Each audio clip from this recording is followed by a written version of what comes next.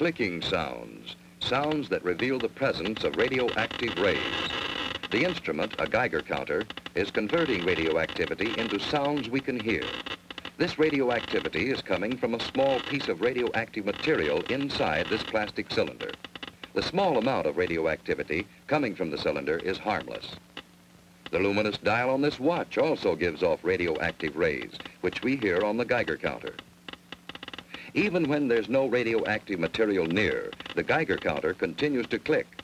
This is caused by cosmic radiation that continually bombards us from outer space. But we don't get enough cosmic radiation to harm us. Today, atomic scientists produce radioactivity in large amounts. Radioactivity and radioactive materials have many peacetime uses. But we know, too, that they can be used harmfully, as in atomic bombs. The chance of your being hurt by an atomic bomb is slight. But since there is a chance, you must know how to protect yourself. To protect yourself, you have to know what the bomb does. Besides blast, there's radioactivity and heat. Can we protect ourselves from these? These children are protected. Concrete walls help stop radioactivity. Any wall stops the heat. The heat scorches the house, but does not harm the children. Any solid gives some protection. The thicker it is, the better. We have the national defenses to intercept an enemy, and we all form a team to help each other through emergencies. You are on that team. So is your family, each member of it. And in your community, every doctor, fireman, every policeman and nurse, every lineman and operator, every civil defense worker, in fact, every community employee is ready to help you if you need him. So your community is prepared for emergencies and ready to help other communities.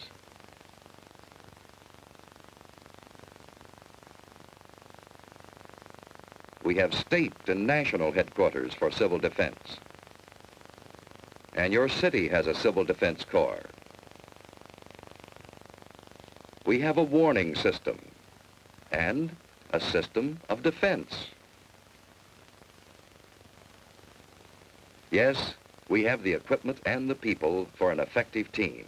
But, like any team, it can win only when everyone knows his job and does it well. What is your job?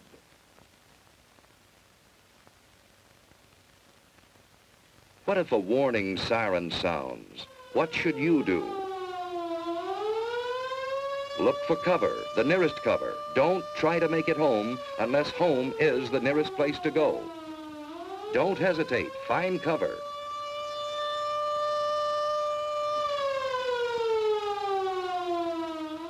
Everyone is in on this. Strangers will understand. Finding shelter quickly may save your life. If you can't get into a house, get behind a wall or a steep embankment on the side away from the city. Civil defense teams will go into action immediately. If you're home, you've work to do. Hi, Susie. Everything's fine upstairs. How you doing here? Okay, I guess. That's good. We repeat, cover windows to protect against the possibility of broken glass, heat, and radioactivity. Turn off fires. If you are home and are not assigned to civil defense duties, go to your prepared shelter. Those who are in shopping centers, go to prepared shelters fire in the immediately. kitchen's out. Now we'll go down the In basement. this practice alert, we are assuming that the attack will come on the waterfront area. See, it's just practice. All this rushing around for nothing. Now, there's just where you're wrong. We need this practice. Now, come on, let's do our job. That's good thinking. We all need practice. Here's a clean, well-prepared shelter in the basement. Ted and Sue have a battery radio, and they have soda ash and stirrup pump fire extinguishers. They have other emergency supplies, too. A flashlight, a well-equipped first aid kit with plenty of bandages, tape, and scissors. A Red Cross first aid book, a few cans of food, a good supply of water, blankets, and an electric lantern in reserve. You know, Susie, This stuff would come in handy on a camping trip. I'd a lot rather be on a camping trip. Say, what would we do if we didn't have a basement? At school, they told us we should be away from windows and behind double walls. You know, like an inside hall. Ted's right. If you live in an apartment house, you can't all go to the basement.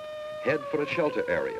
If none is marked for you, find cover away from windows and in a hallway if possible. Wait for the all clear. Be calm. If you're on the playground, run for shelter. If you're in the schoolyard, get into the building. Move quickly, but in good order. Inside, go to the shelter area you've been assigned. Take your place on the floor. Here's one good way to protect your eyes and neck in case of a bombing. Wait for the all clear. So far, you've been watching a practice drill. But what if there is a bombing that comes without warning? What is your job then? Find cover immediately. Don't look at the flash. Stretch out. In about 1 minute, the immediate danger is past. Then head for safer cover. Another bomb may fall. Get indoors if you can. Shed your outer garments. They may have radioactive particles on them.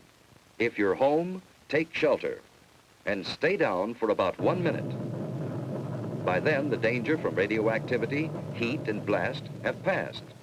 Protect your eyes and neck. Let's get things shut up. Sue found shelter under her bed.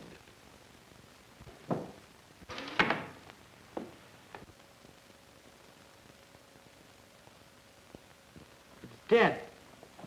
Let's get the battery set. When the house current is off, that battery radio is essential. Keep tuned in.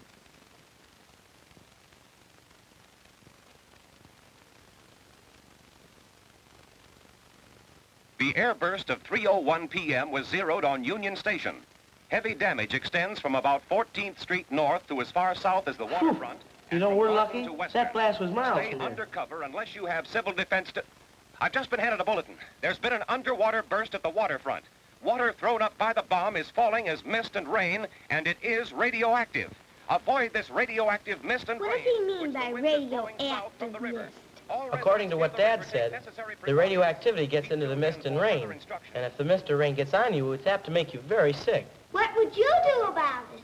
I'd scrub thoroughly with a detergent and water. What's a detergent? It's something like Mom uses when she washes dishes and clothes. Don't drink tap water. It may be contaminated. Ted and Sue are waiting for the all clear.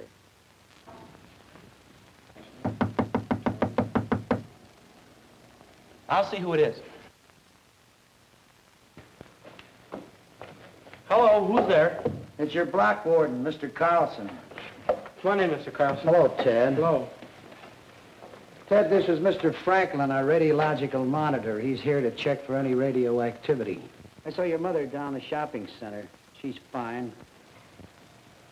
Well, there's no damage here. No, it's been very good here. Hello, Sue. Say, have you seen my dad lately? He's down at headquarters, and boy, he's really busy. Yeah? Well, there's no radioactivity here. Say, Mr. Franklin, is that a pen on your coat there? Oh, no, that's a dosimeter. A dosimeter? Well, what's a dosimeter? Well, it measures the amount of radioactivity that I've been exposed to. But this is the meter that I used to check with. Say, Mr. Carlson, is there anything I can do outside to help? No, Ted, everything is under control.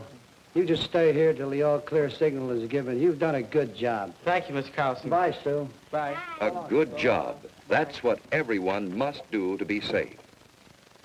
Doing a good job means simply following the rules in an alert or an attack and waiting until all is clear again. In this early and troubled stage of the atomic age, our very lives may depend on always being alert.